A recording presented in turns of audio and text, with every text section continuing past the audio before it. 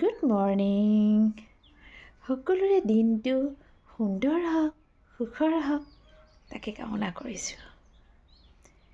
আজি এই সুন্দৰ পুৱাতে আকৌ এতিয়া আপোনালোকলৈ মই সুন্দৰ পইণ্ট লৈ আহিছোঁ।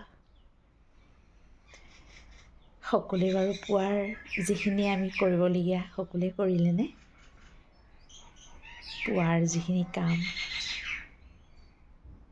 খোৱাৰ পৰা কৰাৰ পৰা ধৰি মই সকলোখিনি ময়ো কৰি ল'লোঁ।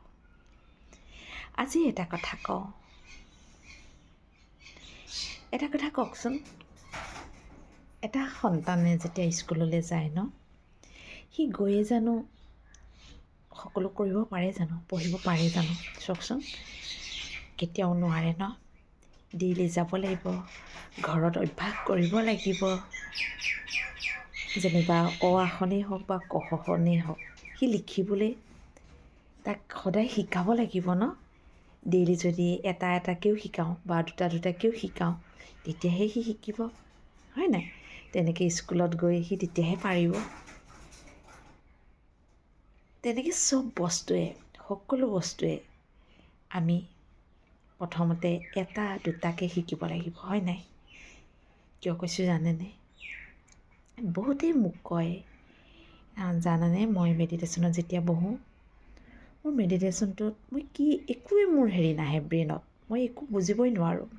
মই এনেই বহোঁ, আকৌ মনটো মোৰ ক'ৰবাত গুচি যায়। মই তেতিয়া এটা কথাই বুজাওঁ, প্ৰথমতে বহুত বেছি নালাগে, প্ৰথমতে এটা দুটাকৈ, বেছি সময় নালাগে, 5 মিনিট যদি বহিব পাৰে, নিজকে স্থিৰ কৰকচোন। প্ৰথমতে উশাহটোকে ধুনীয়াকৈ টানক, আকৌ উলিয়াওক দীঘলকৈ টানি একদম লাহেকৈ এৰিব লাগে। সেইটোকে অভ্যাস কৰক বুলি কওঁ মই।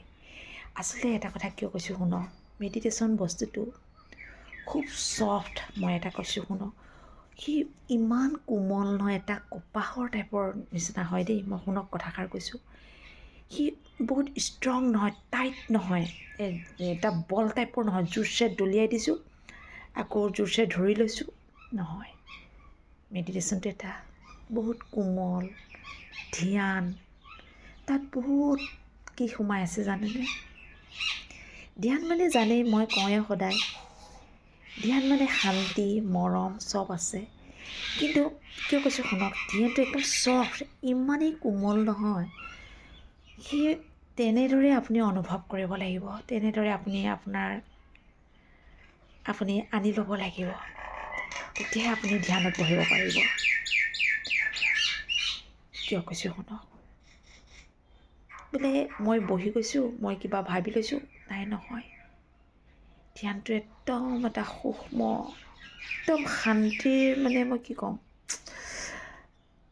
প্ৰথমতে আপোনালোকে এটা কাম কৰিব, মই যোনে মোক সুধিছে মই তেওঁলোককো ক'ব বিচাৰিছোঁ, শান্তিৰে বহক। প্ৰথমতে কৈছোঁ উশাহৰ ওপৰত কৰক। তাৰপিছত যেতিয়া আপুনি নিজেইতো আপুনি এজন কোন হয়? আপুনি এজন আত্মা হয়, হয়নে? আপুনি কোন হয়? এটা কথা নিজে মনত আনি ল'ব, মই ভগৱানৰ সন্তান। ভগৱান মোৰ সদায় মোৰ লগত থাকে। আপুনি যাকে মানে তেওঁক আপুনি সদায় সন্মুখত আনি লওক। তেওঁৰ ওচৰত আপুনি কওক, প্ৰতিটো কথাই আপুনি ব্যক্ত কৰক, তেওঁৰ ওচৰত আপুনি সমৰ্পিত হওক, ভগৱানৰ লগত কানেক্ট কৰক। ভগৱানক কওকচোন, আই লাভ ইউ বুলি কওক, মই তোমাক বহুত ভাল পাওঁ। আপুনি প্ৰথম তেনেকৈ ষ্টাৰ্ট দিয়ক। তাৰপিছত লাহে লাহে কি হ'ব জানে? ভগৱানৰ ওচৰত আপুনি নিজৰ পাৱাৰকেইটা কওক। মই শক্তিশালী আত্মা, মই পবিত্ৰ আত্মা, মই ভাগ্যৱান, মই সুখস্বৰূপ আত্মা, তেনেকৈ কওকচোন। চাবচোন আপুনি পাৰিব। আজিকালি কি হৈছে, চব বস্তুতে বহুত জল্দি নহ'ব। আপুনি ভগৱানৰ লগত কানেক্ট কৰিবলৈ হ'লে আপুনি নিজে স্থিৰ হ'ব লাগিব, আপুনি নিজে শান্ত হ'ব লাগিব। মোৰ ভিডিঅ'টো আকৌ দীঘল হৈ গৈছে, কি ক'ম, উপায় নাই। মই আকৌ কাইলৈ ক'ম এইখিনি কথা। আপোনালোকে মাত্ৰ এটা কথাই কাম কৰিব, যেনেকৈ আপুনি মন্দিৰলৈ যায়, নামঘৰলৈ যায়, তেনেকৈ আপুনি ভগৱানৰ ওচৰত কানেক্ট হ'ব। ভগৱানক আপুনি নিজৰ ওচৰত একদম আনি ল'ব। ভগৱানৰ পাৱাৰখিনি যেন আপোনাৰ গালৈ আহি আছে, আপুনি সেই বস্তুটো অনুভৱ কৰিব আৰু ভগৱানক ধন্যবাদ জনাব। মই সিমানেই কওঁ এতিয়া। কাইলৈ আকৌ এই পইণ্টৰ ওপৰত আকৌ এবাৰ ক'ম, ঠিক আছে? আজিলৈ ৰাখোঁ, আকৌ এবাৰ কওঁ, আপোনালোকৰ দিনটো বহুত বেছি সুন্দৰ হওক, তাকে কামনা কৰিছোঁ। নমস্কাৰ।